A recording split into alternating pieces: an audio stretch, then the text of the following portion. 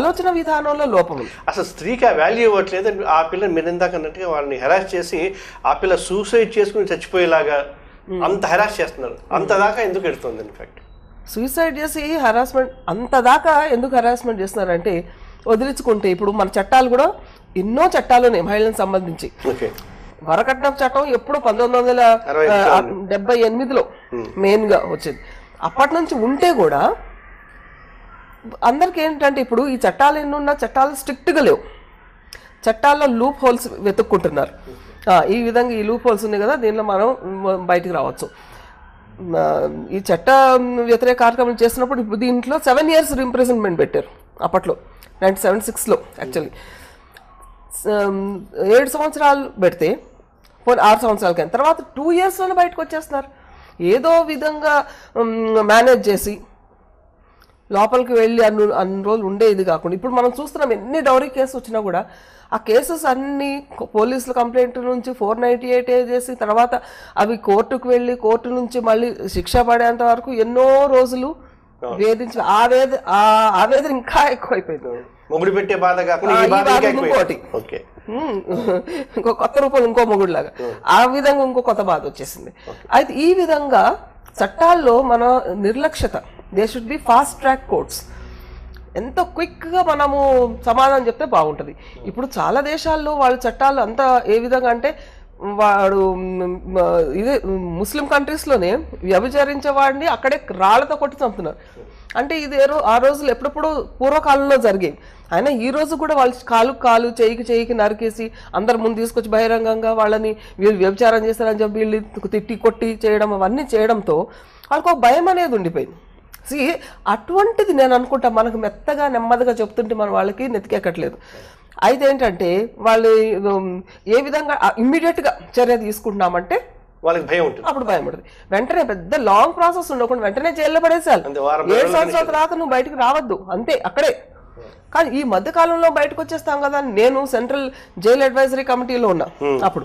అయితే ఈ కొన్ని అడ్వైజరీ కమిటీలు మేము కూర్చున్నప్పుడు కూడా ఇటువంటి కేసు వచ్చినప్పుడు చాలా మందికి ఇదనమాట ఎగ్జంప్షన్.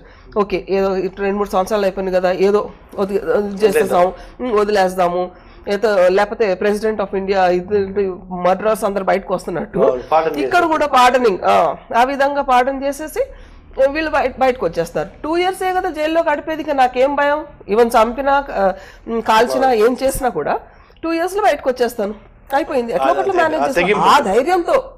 ఆ ధైర్యంతో ఈరోజు మన ఈ మహిళల మీద జరుగుతున్న అత్యాచారాలే కానీ ఈ వేధింపులే కానీ డొమెస్టిక్ వైలెన్స్ కానీ చాలా ఎక్కువ అయిపోవడానికి కారణం ఇది.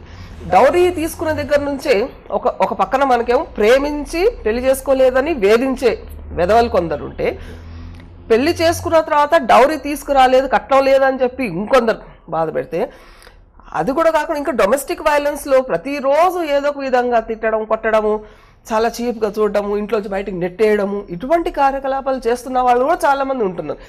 ఆడవాళ్ళు దిగమింగలేక ఎవరికి చెప్పుకోలేక చాలా బాధపడుతున్న తరుణంలో మొన్న 2005లో ఈ డొమెస్టిక్ వైలెన్స్ చట్టం తీసుకొచ్చారు.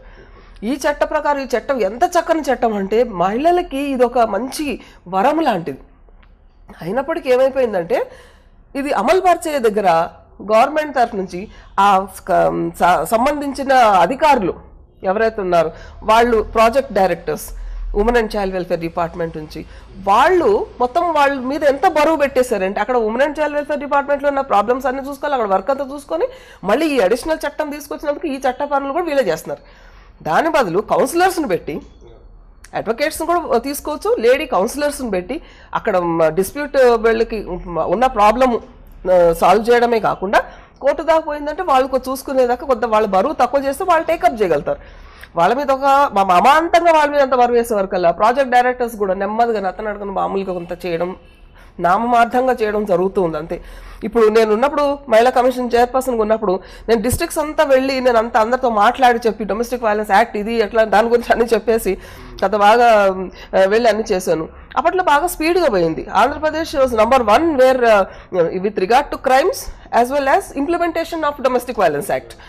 అయితే ఇది రెండు చేస్తూ ఉంటే ఇప్పుడు సడన్ గా ఉన్నటువంటి ఇప్పుడు కాస్త కొద్దిగా ప్రాబ్లమాటిక్ గా కొంత ఇప్పుడు కమిషన్ లేదు, కానీ ఇప్పుడు టేకప్ చేయాలంటే actually it is the duty of the commission, women's commission to take forward all these. ఈ చట్టాలు మహిళల కోసం ఏదైతే చేసామో అవన్నీ ముందు తీసుకువెళ్ళడానికి కమిషన్ అనేది ఉంది. కమిషన్ చైర్పర్సన్ మెంబర్స్ లేరు కానీ కమిషన్ ఉందిగా, కమిషన్ ఉంది. కమిషన్ ఉంటే అక్కడ ద సెక్రటరీ ఎవరైతే ఉన్నారో వారు సమన్ చేయడం కానీ మొత్తం యాక్టివ్ చేయలేరు. వాళ్ళ పరిధి ఎక్కడ దాకుందంటే యాజ్ గ్రేడ్ 1 ఆఫీసర్ తను అక్కడ నుంచి వచ్చిన కేసెస్ రిజిస్టర్ చేయడము, ఇవి ఎక్కడ పంపించాలి, ఎస్పీ గారు పంపించాలా, కలెక్టర్ గారు పంపించాలా, ఇంకా ఎంఆర్ఓ పంపించాలా, whatever is the case, ఆ కేసు రిలేటెడ్ డిపార్ట్మెంట్కి పంపించడం అంతే అనమాట. అక్కడ దాకే వాళ్ళు చేసే పని. వాళ్ళు ఏమి అందరు వాళ్ళని పిలిపించి వాళ్ళని క్వశ్చన్ చేయడం అంత power. Madam coming back to ఈ డౌరీ, దీనికి కట్నం తీసుకోవటం ఇవ్వటం నేరం అంటారు, అట్లాగే పెళ్లిళ్ళు బాగా ఆర్భాటంగా చేయటం నేరం అంటారు. మరి ఈ నేరం జరుగుతుంది, ఐఎమ్ షూర్ దట్ మీరు కూడా చాలా పెళ్లిళ్ళకి అటెండ్ అవుతూ ఉంటారు, పొలిటికల్గా కానీ ఫ్యామిలీ సోషల్గా కానీ. అక్కడ చేసినప్పుడు డెఫినెట్గా ఇప్పుడు మీరు చూసినట్టుగా 15,000 కంటే ఎక్కువ ఖర్చు పెట్టకూడదు, ఎక్కువ చేయకూడదు, అలా చేస్తే అఫెన్స్ అంటారు. And it's crime is being offence to the state in fact, అంటే సోషల్ క్రైమ్. నేను మిమ్మల్ని అడగట్లేదు offence to whoever performs that marriage, కానీ ఏంటి ఆఫెన్స్ ఎవరికి, మామూలు వాళ్ళకి, పెద్ద పెద్ద వాళ్ళకి కాదు చెప్పడం. అది పెద్ద పెద్ద వాళ్ళు ఎంతెంతో డబ్బు కూడా ఖర్చు పెడతారు,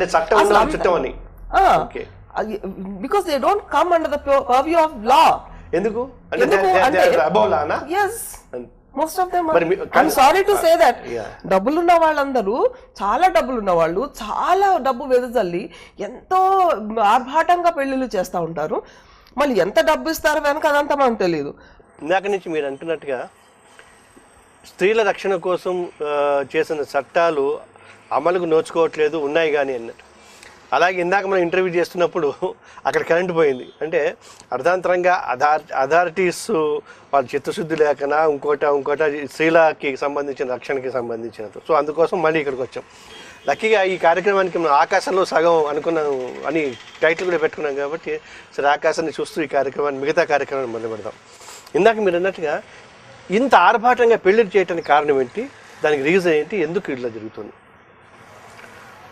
ఆర్భాటంగా పెళ్లి చేయడం ఏంటంటే కాంపిటీషన్, వాళ్ళు ఆ విధంగా చేశారు కాబట్టి మేము ఇంకా బాగా చేయాలి అంటే ఈ కాంపిటీషన్. అంతే, ఒక వాళ్ళకి బాగా డబ్బు కూడా పెళ్లిలో మేము ఇంత డబ్బు ఖర్చు పెట్టినాం అని చూపిస్తున్నారు, కానీ అదే అమ్మాయికి సరిపడే అంత వాళ్ళు ఒక ప్రాపర్టీయో ఒక బ్యాంక్ బ్యాలెన్స్ ఏదో చేసి పెట్టేస్తే అయిపోతుంది. అంత ఆర్భాటం చేసి అందరూ ఓహో ఆహారం మెచ్చుకున్న తర్వాత వచ్చి తర్వాత అమ్మాయి కాపురం సరిగ్గా లేకపోతే ఏడ్చేదానికి ఇంకా అది నేరం అని తెలిసినా కూడా ఎందుకు చేస్తున్నారు వాళ్ళు, కారణం ఏంటి? అది నేరం అని తెలిసినా కూడా ఎందుకు చేస్తున్నారంటే ఇప్పుడు అవతల వాళ్ళు కాంపిటీషన్, దట్స్ వాట్ కాంపిటీషన్. ఒకటి నేరం అంటే నేరంలో ఎవరైనా నేరం అని చెప్తున్నారు మీరు, చట్టం అనేది ఒకటి ఉంది, కానీ ఎంతమందిని పట్టుబడ్డారు ఈ రోజులు, ఎంతమంది పట్టుకున్నారు, ఎంతమంది మీద చర్య తీసుకున్నారు, ఎవరి మీద ఏం చర్య తీసుకోరు. చట్టం అలా ఉంటుంది, మనం చేసే పని మనం చేస్తుంటాం అదనమాట. అందుకు ఎవరికి ఏం భయం లేదు, ఎవరెంత కావాలంటే అంత ఖర్చు పెడుతుంటారు ఎవరంత. అయినా అమ్మాయికి ఇక్కడ మనకు సమస్య ఎక్కడ వచ్చిందంటే అండి, ఏమీ చేతులు ఇవ్వకుండా ఖాళీ చేతులతోటి ఏ అమ్మాయి కూడా అత్తగారింటికి వెళ్ళిన తర్వాత వెళ్ళదు. మామూలుగా మన సాంప్రదాయం కానీ ఎవరున్న సాంప్రదాయం, ముస్లిమ్సే కానీ క్రిస్టియన్సే కానీ హిందువులే కానీ ఎవరైనా.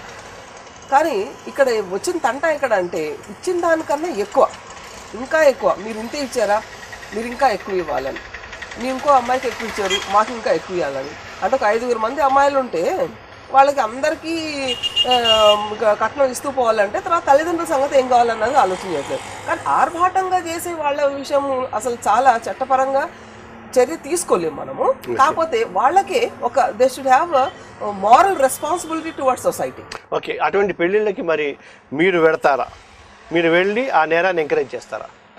అంటే పెళ్లికి వెళ్ళడం నేరాన్ని ఎంకరేజ్ చేయడం కాదండి, అది నేరం అంటే మనము అమ్మాయిని ఆశీర్వదించడానికి అబ్బాయిని ఆశీర్వదించడానికి మనం వెళ్తాం. మనకు అంత ముందే మనకి ఇన్విటేషన్ ఇచ్చినప్పుడు అంత ముందే తెలియదు కదా వీళ్ళు ఎంత ఆర్భాటంగా చేయబోతున్నారు. ఎందుకు పెళ్లి కార్డులలోనే తెలిసిపోతుంటుంది ఫలానా హైటెక్ సిటీలో అంటే ఇంత అవుతుంది అని చెప్పి తెలిసిపోతుంది కదా. అండ్ ఇంతమందిని పిలుస్తున్నారని తెలుస్తుంది, ఇంత ఆర్భాటంగా పెళ్లి చేద్దామని. అంటే ఇవి ఒక సోషల్ ఆబ్లిగేషన్ లాగా మనం వెడుతున్న కొద్దీ ఈ ఈవిల్ ఇలాగే వెడుతుంది. కెన్ వి మేక్ బిగినింగ్ అని at least now we can make.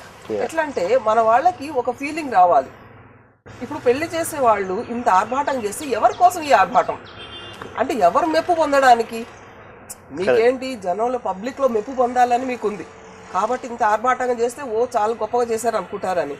కానీ నిజానికి చాలామంది చాలా డబ్బున్న వాళ్ళు కూడా వాళ్ళు ఏం చేస్తారంటే సింపుల్గా చేస్తున్నారు. మ్యారేజెస్ సింపుల్గా చేస్తున్నారు, ఫ్రెండ్స్ని తీసుకుంటారు. ఎందుకంటే ఇట్స్ అ ప్రైవేట్ మ్యాటర్, మాకు సంబంధించిన విషయం. ఓకే, మంచిగా పూర్వకాలంలో కూడా చాలా ఆర్భాటం పెద్ద గొప్పగా చేసేవాళ్ళు, రాజులు చేసేవాళ్ళు. ఇప్పుడు అందరు రాజులు రాజులైపోయినా